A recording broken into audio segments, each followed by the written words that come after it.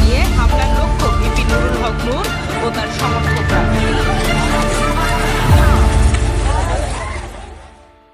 এতক্ষণে আপনারা আশা করি বুঝে গেছেন আজকে ঠিক কি নিয়ে আলাপ করতে যাইতেছি। যে ঠিকই ধরেছেন, আজকে কোটা নিয়ে কিছু কথা শেয়ার করতে চাইতেছি। আবার কোটা নিয়ে মাঠ গরম হইতেছে, এর সাথে সরকারি চাকরিতে আবেদনের বয়স সীমা 35 করার দাবিও যুক্ত হয়েছে। আমার অনেক ক্ষুদ্র ভ্রাতা কইছে যে দাদা এটা নিয়ে কথা বলেন। এরা একসাথে মাঠে নামার ঘোষণা দিচ্ছে, ফলে এই ইস্যুতে আবারও মাঠ গরম হইতে যাইতেছে। যদিও বাংলাদেশে এমনিতেই কাঁঠাল পাকা গরমে আর গ্রামে উন্নয়নের প্রচন্ড জোয়ারে, মানে প্রচন্ড লোডশেডিং এ আপনারা আধা সেদ্ধ অবস্থা দিন পার করতেছেন। এর মধ্যে কোটা নিয়া নতুন কইরা মাঠ গরম হইয়া আবার গরম বেশি পড়ে কিনা সেটা আবার বড় কথা। যাই হোক, এই ঘটনায় অনেক ইন্টারেস্টিং বিষয় আছে, কি সেটা আসলে বুঝে নেই। তার আগে আজকে এক জাউরা নিয়ে আলাপ সেরে নেই। জাউরা এবং জাউরা প্রতিষ্ঠা। দেখেন সার্কাস। আপনার লাইফের প্রথম প্রেম? যখন আমি ক্লাস 8-এ পড়ি তখন। সেই প্রেম যেটা ওয়ান সাইডেড, কখনো বলা হয়নি, আজকে তাকে আমাদের মাধ্যমে বলতে পারবেন?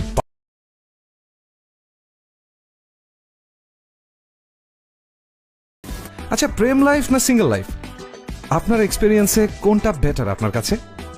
বোথ। এই সার্কাসে বিজ্ঞাপনটা দেখেন, এতে সাহেব একটু বড় করে দেখে দেন কার বিজ্ঞাপন দিতেছে।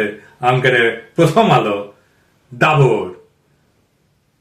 এই প্রথম আলো, লেট, কালচারাল মাফিয়া, ছায়ানট, সবারই একটাই কৌশল। প্রথমে মাইয়ার মধু পেলে, তারপরে ওই মধুর আকর্ষণে পোলারা আসে।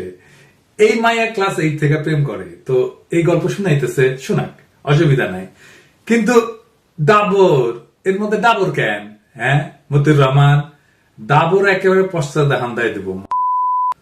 এই মাইয়া তোমাকে না কইছি না যে ইন্ডিয়ান পণ্য থেকে দূরে থাকবা, কানে কথা যায় না, কুরকুরানি বেশি। কুরকুরানি ওষুধ করলে আমার কাছে আছে। বাংলাদেশে যদি করে কোন না খাবার চাও, গণমানুষের বিরুদ্ধে দাঁড়াবে না, দিন একরকম করলে থাকবে না। আর এইটা সাহেব প্রথম আলোর ছবিটা আর একবার দেখান তো, দোরাই স্বামীর লগে নিকা বসিচ্ছে, চুক্তি করিচ্ছে। এরকম কত চুক্তি যে আছে প্রথম আলোর ইন্ডিয়ার সাথে কে জানে।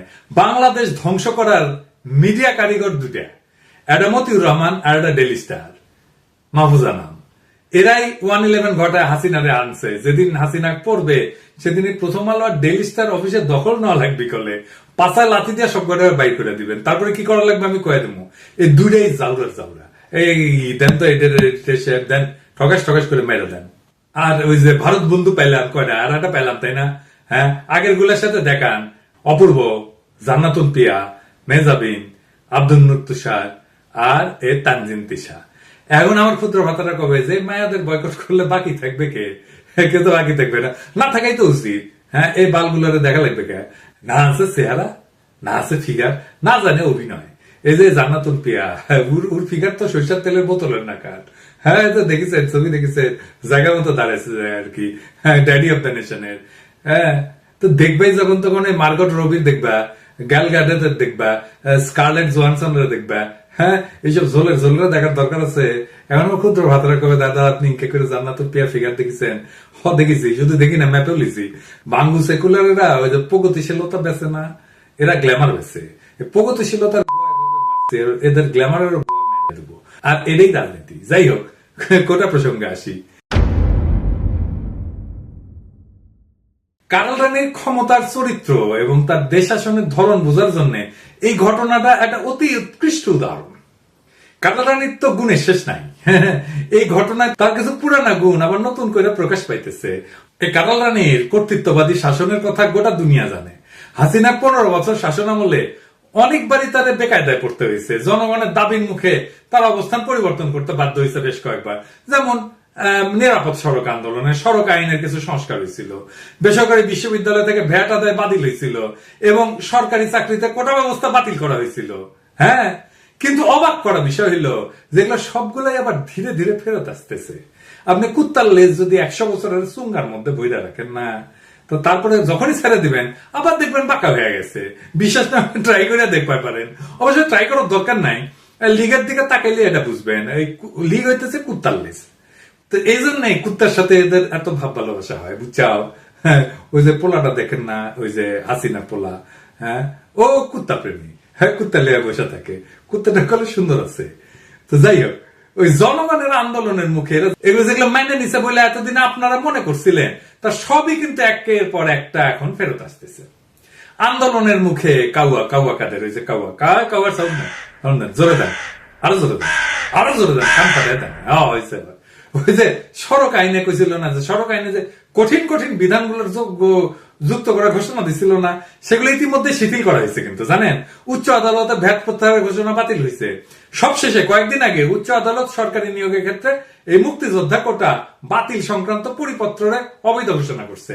মানে হইল হাসিনার তার লেসপেন্সারদের মুখের কথার কোনো দাম নাই, ওর গুয়া দিয়ে রক্ত আর মুখ দিয়ে মিশা কথা বাড়ায়। আপনি শয়তানরে বিশ্বাস করতে পারেন, কিন্তু এদের বিশ্বাস করলে চিরতরে ধরা খেবেন। শয়তানও ওদের গরু মানে, কিন্তু আমরা ঠিকই ওদের জারুমি ধরে ফেলতে পারি। যাই হোক, কোটায় আবার ফিরে আসি। স্বাভাবিকভাবে এই রায়ের পরে সমাজে প্রতিক্রিয়া শুরু হয়েছে, দেশে বিভিন্ন শিক্ষাঙ্গনের প্রতিবাদী মিছিল মিটিং আবার শুরু হইতেছে। তো এবার আসেন একটু আগে ফিরে আসি, অনেকে হয়তো জানেন না কোটা সংস্কার আন্দোলন সম্পর্কে, একটু ফিরে দেখি। আওয়ামী লীগ সরকার ক্ষমতা আসার পরে যে কয়টা গণদাবি তাদেরকে পিছু হতে বাধ্য করছিল, তার মধ্যে অন্যতম ছিল কোটা বাতিলের দাবিতে আন্দোলন। কিন্তু আন্দোলনটা কোটা বাতিলের দাবিতে করা হয় নাই, কিন্তু তারা শুরু থেকে চাইছিল কোটা সংস্কার। কোটা বাতিল আর সংস্কার এই দুইটার মধ্যে কিন্তু পার্থক্যটা মনে রাখতে হবে। আন্দোলনের নামই ছিল কোটা সংস্কার আন্দোলন, কিন্তু আন্দোলন যখন সারা দেশে ছড়ায় পড়ে, সরকার অনর অবস্থান থেকে সরে আসতে বাধ্য হয়।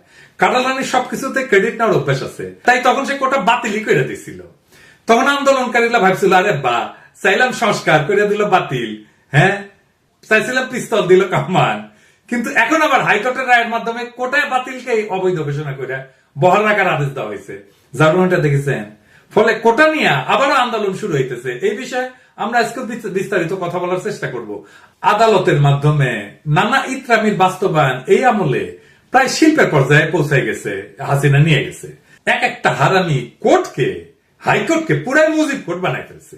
এই দেখেন, ডেইলি স্টারের বিশাল প্রগতিশীলটারে আস্তে আস্তে জামিন দিয়ে দিচ্ছে, বুঝছাও। এটা একটা শিশু নির্যাতক। এরা নিয়ে এর আগে একটা ভিডিওতে কথা কইছিলাম, কিন্তু এই যে ভিডিওটা আদালতের ক্রিমিনাল অ্যাক্টিভিটির এইটা একটা নিদর্শন হয়ে থাকলো। সময় মতো ওদের ধরা হবে, এটা নিয়ে এখন আর বিস্তারিত কইলাম না। যাই হোক, কোটা প্রসঙ্গে বিস্তারিত করার আগে 2018 সালে শুরু হওয়া এই আন্দোলনের পটভূমি আমরা একটু দেখে নিই, কারণ এখনকার অনেক যুবক তরুণ সেই সময় আরো অনেক ছোট ছিল, হয়তো পুরো বিষয়টা এখনো জানেন না। আসেন ওইটা আবার দেখে নিই। হাসিনার পোশাক উত্তাগুলা যত উন্নয়নের ঢোল বাজাক না কেন, সীমাহীন বেকারত্বের ফলে তরুণদের মনে ব্যাপক অস্থিরতা, হতাশা আর ক্ষোভ আছে। এর মধ্যেও তারা দেখবেন যে খাইয়া না খাইয়া একটা চাকরির জন্য দিন রাত চেষ্টা করে। ঢাকা বিশ্ববিদ্যালয়ের লাইব্রেরির সামনে যে বিশাল লাইন দেখা যায় না, এটা নিয়ে কিন্তু অনেক ট্রল হয়। কিন্তু একটা চাকরি ছাড়া যার জীবন অন্ধকার, পরিবারের সদস্যদের দায়িত্ব যার কাঁধে, যার প্রেমিকার বিয়া হয়ে যাবে নিজের ক্যারিয়ার ঠিক না হইলে, তার বাস্তবতা তো আমরা অনেকে বুঝতে পারবো না। একটা দেশে উচ্চ শিক্ষা নিয়ে সবাই জ্ঞান চর্চার দিকে যাবে না। উচ্চ শিক্ষায় চাকরি না, প্রধান হওয়া উচিত যে জ্ঞান। কিন্তু আমাদের দেশে সমাজে কেউ গাছতলায় আর কেউ পাঁচতলায় যাবে, যেটা কি দিয়ে নির্ধারিত হয়? জ্ঞান দিয়ে নির্ধারিত হয় না। এটা ঠিক হয় ধান্দা দিয়া, চাটার ধান্দা, চাটার যোগ্যতা, মামা খালুর দৌড়, এগুলো দিয়ে ঠিক হয়। তাই একটা সাধারণ ছাত্র পড়ার পাঠ চুকায় ফেলার আগেই বিসিএস এর দিকে ঝোঁকে। তাতে ক্ষমতার সুবিধা নেওয়ার চাইতে একটা নিরাপদ জীবন চাওয়ার বাসনাই বেশি থাকে, অন্তত প্রথম দিকে। কিন্তু এই সরকারি চাকরিও যখন গোপালী কোটার দ্বারা বন্টন করে দেওয়া হয় লিগেল লোকদের মধ্যে, তখন আসলে হতাশা হয় স্বাভাবিক। আর এই হতাশা থেকে যৌক্তিক একটা আন্দোলন শুরু করছিল সাধারণ ছাত্রছাত্রীরা। পরে সেই কোটা সংস্কার আন্দোলন দেশ জুড়ে শিক্ষার্থীদের মধ্যে বিস্তৃত হয়েছিল। বাংলাদেশের বেকারত্ব, বিশেষ করে শিক্ষিত বেকার, এটা বড় সমস্যা। প্রায় 4 কোটি তরুণ বেকারত্বের অভিশাপে নিপীড়িত। এই হতাশ তরুণদের আন্দোলন দমন করতে ছাত্রলীগের আক্রমণ, পুলিশের মামলা, নির্যাতন, আদালতের রিমান্ড এবং বিশ্ববিদ্যালয় প্রশাসনের নিপীড়ক বান্ধব অবস্থান গ্রহণে দিন দিন আন্দোলনকে আরো প্রবল করে তুলতে থাকে। এর সাথে যোগ হয়েছিল আন্দোলনকারী নারী শিক্ষার্থীদের উপরে যৌন আক্রমণ। শহীদ মিনারে ছাত্রলীগ একাধিকবার আক্রমণ করছে কোটার বিরুদ্ধে সংগঠিত হওয়া সাধারণ ছাত্রদের উপরে। এমনকি শিক্ষকরা তার হামলা থেকে রক্ষা পায় নাই। যাই হোক, কোটা সংস্কার আন্দোলন বাংলাদেশের সব ধরনের চাকরির ক্ষেত্রে কোটার ভিত্তিতে নিয়োগের যে প্রচলিত ব্যবস্থা সেইটা সংস্কারের দাবিতে সংগঠিত হয়েছিল এবং এটা দ্রুত সারা দেশে ছড়ায় পড়ছিল। 1972 সাল থেকে চালু হওয়া কোটা ব্যবস্থা সংস্কারের দাবিতে চাকরি প্রত্যাশী সাধারণ শিক্ষার্থীদের বাংলাদেশ সাধারণ ছাত্র অধিকার সংরক্ষণ পরিষদের নেতৃত্বে 2018 সালের জানুয়ারি থেকে ধারাবাহিকভাবে বিক্ষোভ এবং মানববন্ধন কর্মসূচি পালন করতে শুরু করে। অবশেষে লাগাতার আন্দোলনে শিক্ষার্থীদের অভূতপূর্ব অংশগ্রহণের ফলে প্রথম এবং দ্বিতীয় শ্রেণীর সরকারি চাকরিতে 46 বছর ধরে চলা কোটা ব্যবস্থা বাতিল ঘোষণা করতে বাধ্য হয় হাসিনা। চাকরিতে কোটা প্রবর্তনের পটভূমি যদি দেখি তাহলে দেখা যাচ্ছে বাংলাদেশ স্বাধীন হওয়ার পর সর্বপ্রথম 1972 সালে সরকারি চাকরির ক্ষেত্রে কোটা ব্যবস্থা প্রবর্তন করা হয়। সেই সময় মেধা তালিকার 20% বরাদ্দ রেখা 40% জেলা ভিত্তিক, 30% বাংলাদেশের স্বাধীনতা সংগ্রামে অংশগ্রহণকারী মুক্তিযোদ্ধা পরিবারের সদস্যদের জন্য এবং 10% যুদ্ধে ক্ষতিগ্রস্ত নারীদের জন্য বরাদ্দ দেওয়া হয়। ফলে এই মেধার অবমূল্যায়ন শুরু থেকেই ছিল, এটা দেখতে পাওয়া যাচ্ছে। কিন্তু কোটার মাধ্যমে কিভাবে বৈষম্য বাড়ানো হয়েছে আসেন সেটা একটু দেখি। যে তথ্য পাওয়া যাচ্ছে তাতে দেখা যাচ্ছে যে নিবন্ধিত মুক্তিযোদ্ধার সংখ্যা 2 থেকে 2.5 লাখ, অর্থাৎ 1000 মানুষের মধ্যে মুক্তিযোদ্ধার সংখ্যা 1.2 জন বা 1.5 জন, যা সমগ্র জনসংখ্যার 0.12 থেকে 0.15%। 0.12% মুক্তিযোদ্ধার জন্য কোটার পরিমাণ 30%, যা হাজারে রূপান্তর করলে দেখা যায় 1000 জনতার মাঝ থেকে 1 থেকে 1.5 বা 1.5 জন মুক্তিযোদ্ধার পরিবারের জন্য কোটার পরিমাণ 300। কিন্তু উল্টা দিকে মুক্তিযোদ্ধা নিয়ে আওয়ামী লীগের প্রচার করা প্রত্যেকটা জিনিস ভুয়া। মুক্তিযোদ্ধা শহীদের সংখ্যা ভুয়া, মুক্তিযোদ্ধার সংখ্যা ভুয়া। এই সংখ্যা তো ভূতের গল্পের রাক্ষসের মতো দিন দিন বাড়ে। এই বিষয়ে আমার বইতে আমার কিন্তু বিস্তারিত লিখছি। যাই হোক, বর্তমানে বাংলাদেশের বিভিন্ন সরকারি চাকরির ক্ষেত্রে 55% বেশি কোটা আছে, যার মধ্যে মুক্তিযোদ্ধা কোটা 30%, জেলা ভিত্তিক কোটা 10%, নারীদের জন্য 10% এবং ক্ষুদ্র নৃগোষ্ঠীর জন্য 5%। তবে নিয়ম অনুসারে এই সমস্ত কোটার যোগ্য প্রার্থী না পাওয়া গেলে 1% প্রতিবন্ধীদের জন্য বরাদ্দের বিধান আছে। সংবিধান অনুসারে কোটা কিন্তু অসাংবিধানিক। কিভাবে? কারণ সংবিধানের 19-1, 29-1, 29-2 অনুচ্ছেদ সমূহে চাকরির ক্ষেত্রে সকল নাগরিকের সমান সুযোগের কথা বলা হয়েছে। এই পরিসংখ্যান থেকে সহজে বুঝতে পারা যাচ্ছে যে কোটা সংস্কার আন্দোলন কতটা ন্যায্য ছিল। আর এইটারে চেতনা বিরোধী বইলা সবাইকে জামাত শিবির ট্যাগ দিয়া অকথ্য নির্যাতনের লাইসেন্স দিছিল ছাত্রলীগকে। ডুগডুগি মতিয়া, ওই যে ডুগডুগি শব্দ দেন, হ্যাঁ তো কিন্তু মুজিবের চামড়া দিয়া ডুগডুগি বাঁচাতে চেয়েছিল। এই মতিয়া তাদেরকে রাজাকার বলে ঘোষণা দিছিল। এই আন্দোলন থেকেই জন্ম হয়েছে গণ অধিকার পরিষদের, যার নেতা নুরুল হক নুরু। নুরুল হক নুরু হচ্ছে সাবেক ছাত্রলীগ নেতা এবং শেখ হাসিনাকে আম্মা ডেকে রাজনীতি শুরু করছিল। শুনে, আমি ছাত্রলীগের কর্মী ছিলাম না, শুধু ছোটখাটো একটা নেতাও ছিলাম, হলের পোস্টেড ছিলাম। 2.5 বছর বয়সে আমার মা মারা যায়, আর আমার ছোট ভাইকে এখানে এসেছে, ওর বয়স ছিল তখন 1 বছর। আমার মায়ের এটা আমি যতটুকু মনে করতে পারি। আর আজকে আমি মাননীয় প্রধানমন্ত্রী এতদিন টিভিতে আমি ওভাবে দেখতে পারিনি, কিন্তু আজকে দেখে আসলে আমার মনে হয়েছে যে তার মধ্যে আমার মায়ের চেহারাটা আমি কিছুটা দেখতে পেয়েছি, এরকম একটা জিনিস। যাই হোক, সে ছাত্রলীগ হিসেবে রাজনীতি শুরু করলেও কোটার দাবিতে সোচ্চার হওয়ার পরে প্রায় নিয়মিত তাকে ছাত্রলীগের হাতে আক্রান্ত হইতে দেখা যেত। ছাত্রলীগের মাইর খাইতে খাইতে খাইতে খাইতে পোলাটা নেতা হয়ে গেল। যাই হোক, এটা নিয়ে ভিডিও করছি, আর বেশি কিছু কই না আর কি। হ্যাঁ, তা আমি যা মূল্যায়ন করছিলাম সেই মূল্যায়নকে আমি এখনো সঠিক বলে মনে করি। পোলাটা বড় হয়ে সুলতান মনসুর হবে। ওরে নিয়ে কথা না কই, আমরা কোটার বিষয়ে থাকি আর কি। ওই আন্দোলন চলার সময় ডুগডুগি মতিয়া যখন ওদের রাজাকারের বাচ্চা বলছিল, আর তখন আন্দোলনের নেতারা শেখ মুজিবের ছবি উচ্চা কইরা ধরে আবেগে প্রতিবাদ করছিল। তখন বিবিসি একটা সংবাদ করছিল, তাতে প্রশ্ন করা হয়েছিল যারা এই আন্দোলনের মূল সংগঠন তাদের রাজনৈতিক পরিচয় কি। নূর কইছিল যে তাদের অনেকে বিভিন্ন রাজনৈতিক ছাত্র সংগঠনের সঙ্গে জড়িত ছিলেন বা আছেন, কিন্তু আন্দোলনটি সম্পূর্ণই অরাজনৈতিক। এটা বলে অরাজনৈতিক আন্দোলন, এদের রাজনীতি এটাই ওই বুঝে না, ওই এখন রাজনীতি করে।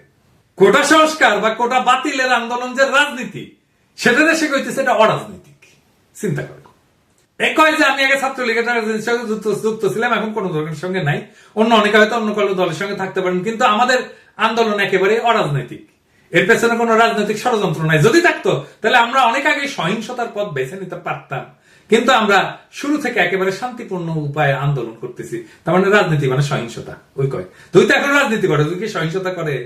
তো পরে যখন প্রশ্ন করা হয় তাদের আন্দোলন যদি এতটাই অরাজনৈতিক হবে তাহলে মিছিলে কেন তারা শেখ মুজিবুর রহমানের ছবি বহন করে?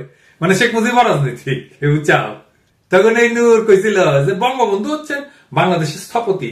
এটা যদি কেউ সামনাসামনি স্বীকার নাও করে, মনে প্রাণে কিন্তু বিশ্বাস করে। তার নেতৃত্বে বাংলাদেশ স্বাধীন হয়েছে, তিনি বৈষম্য মুক্ত সমাজের স্বপ্ন দেখছেন। আমরাও বৈষম্য দূর করার আন্দোলন করছি, সেই জন্যই আমরা তার ছবি নিয়ে মিছিল করিচ্ছি। বুঝেন অবস্থা? বৈষম্য মুক্ত মহান নেতার আমলে মানুষ না খেয়া মরছে। ৭৪-এর দুর্ভিক্ষ কি এমনি এমনি হয়েছে? আমরা বানাই কই? বাসন্তীর জাল পড়া ছবি কি মিশা? এই বুঝ নিয়ে যে রাজনীতি করে, তাহলে আপনি তারে কি করবেন? ফলে এই আন্দোলন যে সফল হবে না, এটাই স্বাভাবিক। কেন এটা সফল হইতো এটা পরে আবার একটু করার চেষ্টা করুননি।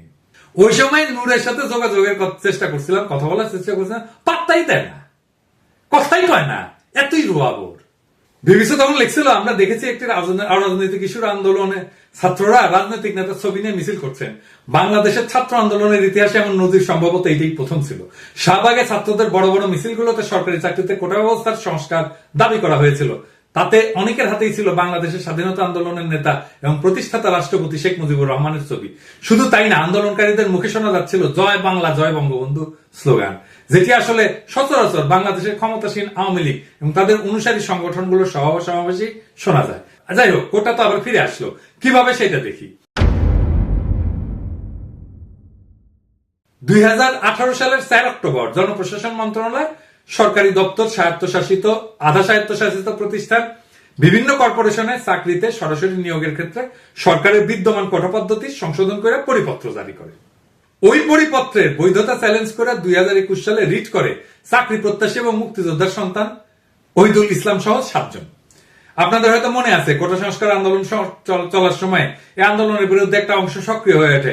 বেগম মালিক, প্রজম মল্লিক, মুক্তিযুদ্ধের সন্তানদের বিভিন্ন সংগঠন নানা নাম ধরে কর্মসূচি দিতে থাকে। যাই হোক, আইনজীবী রাজমিয়া মিডিয়াকে বলে যে 2018 সালের পরিপত্র আইনগত কর্তৃত্ব বহির্ভূত এবং বাতিল ঘোষণার ফলে 9ম থেকে 13তম গ্রেডে 30% মুক্তিযোদ্ধা কোটা পুনর্বহাল হল। এ বিষয়ে আমাদের আসিফ নজরুল ভাই এই কলাম লিখছেন। তাদের লিখছেন যে বাংলাদেশের সংবিধানের অন্যতম মূলনীতি হচ্ছে সাম্য, সুযোগের সমতা এবং বৈষম্যহীনতা। সমতার নীতি কিছু ক্ষেত্রে ব্যতিক্রম অনুমোদন করে প্রায়োগিক সমতা নিশ্চিত করার স্বার্থে। সমতার এই দর্শনের বিভিন্ন প্রকাশ আমাদের সংবিধানেও রয়েছে। যেমন সংবিধানের 29 অনুচ্ছেদে বলা আছে, নাগরিকদের যে কোনো অনগ্রসর অংশ যাতে সরকারি চাকরিতে উপযুক্ত প্রতিনিধিত্ব লাভ করতে পারে সেজন্য বিশেষ বিধান প্রণয়ন করা যাবে। এই বিধান বলে, নাগরিকদের অনগ্রসর অংশের জন্য সরকারি চাকরিতে কোটার বিধান করা অসাংবিধানিক হবে না। কোটা বিষয়ে সমাজের তীব্র অসন্তোষ শুরু হয়। কারা এই অনগ্রসর শ্রেণী, এর উপযুক্ত প্রতিনিধিত্ব মানে কি, এইসব প্রশ্ন।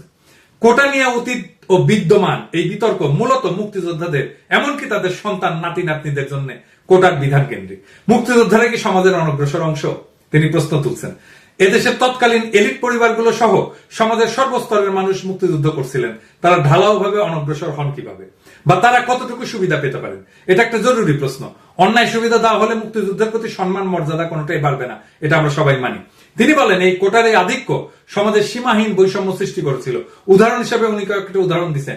2006 সালে সম্পন্ন হওয়া 25তম বিশেষ পরীক্ষায় মেধার ভিত্তিতে নিয়োগ পাইছিলেন প্রথম 228 জন, বাকিদের অযোগ্য ঘোষণা করে চাকরি দেওয়া হয়নি। অপরদিকে বিভিন্ন কোটার কল্যাণে 1611তম হয়ে পররাষ্ট্র মন্ত্রণালয়, 5104তম হয়ে প্রশাসন, 5377তম হয়ে কেউ কেউ পুলিশ ক্যাডারে চাকরি পাইছিলেন।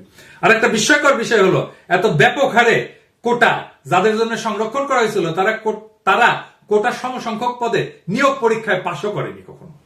এই কারণে 28তম থেকে 31তম বিসিএস এ 3162টা পদ শূন্য ছিল। অথচ সম্মিলিত মেধা তালিকার উপরের দিকে অবস্থান করে অনেকে চাকরি পাননি। কোটা ব্যবস্থা পুনরায় চালুর বিবেচনা করতে গেলে সরকারকে অবশ্যই এই নৈরাজ্যকর চিত্রগুলো ভাবতে হবে। মুক্তিযোদ্ধার ভুয়া সার্টিফিকেট নিয়ে যারা বা যাদের সন্তানেরা চাকরিতে ঢুকেছেন তাদের সবাইকে চিহ্নিত করে বরখাস্ত করতে হবে। সরকারি চাকরির নিয়োগে সব ধরনের দুর্নীতি এবং স্বজনপ্রীতি কঠোরভাবে দূর করতে হবে। তো কেন এই ধরনের আন্দোলনের কোনো ভবিষ্যৎ নেই? কোটা আন্দোলন খুবই ন্যায্য, তাতে কোনো সন্দেহ নেই। কিন্তু কথা হইলো, এটা আপনি কার কাছে দাবি করতেছেন?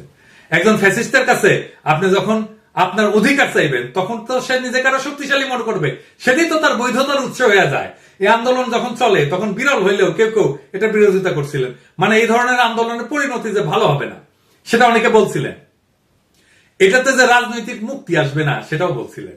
এই আন্দোলন থেকে যে নেতা দল তৈরি হয়েছে তারাও জনগণের আস্থা এবং আবেগকে অপমানিত করছে। কারণ এটা শুরু থেকেই লেনিনের ভাষায় একটা কথা আছে, পেটি বুর্জোয়া আন্দোলন।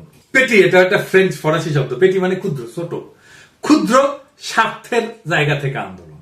এবং পেটি বুর্জোয়া আন্দোলন নিজের রুটি রুজির জন্য, নিজের স্বার্থের জন্য আন্দোলন।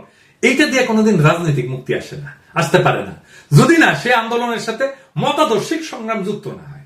এইটার মতাদর্শ ছিল আব্বাতন্ত্র। যার হাত ধরে বাংলাদেশে বৈষম্য শুরু হয়েছে সেই শেখ মুজিব, ওই যে সোহরাওয়ার্দীর বডিগার্ড, তার ছবি বুকে নিয়ে কয় মুজিবের বাংলায় বৈষম্যের ঠাঁই নাই।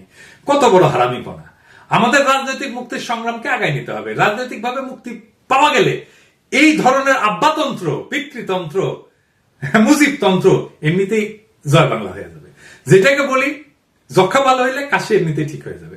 কিছু ইস্যু ভিত্তিক আন্দোলন করে হুজুর তুইলা সুলতান মনসুর টাইপের নেতা সামনে আসলে আমাদের মুক্তি আসবে না। তাই আমাদের দাবি ভারত এবং তাদের সহযোগীদের হাত থেকে বাংলাদেশকে রক্ষা করে একটা গণতান্ত্রিক রাষ্ট্র তৈরি করা, যাতে আর মুক্তিযুদ্ধের ব্যবসা করার সুযোগ না থাকে।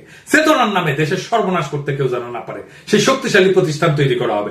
অসহায় বেকার প্রজন্ম থেকে আগামীর প্রজন্ম যেন আত্মশক্তি নিয়ে বলিয়ান হয়ে বড় হইতে পারে, তেমন একটা দেশ গঠনের ঐতিহাসিক সংগ্রামে আপনারা লিপ্ত আছেন। কিন্তু ইতিমধ্যেই এই লড়াইকে জয়যুক্ত করেন, এই মাঠের লড়াইয়ে নামেন। আমাদের ভাইরা খায় না খায় ভারতীয় পণ্য বয়কটের আন্দোলন করতেছে, হাটে মাঠে ঘাটে বাজারে ওদের সাথে যোগ দেন।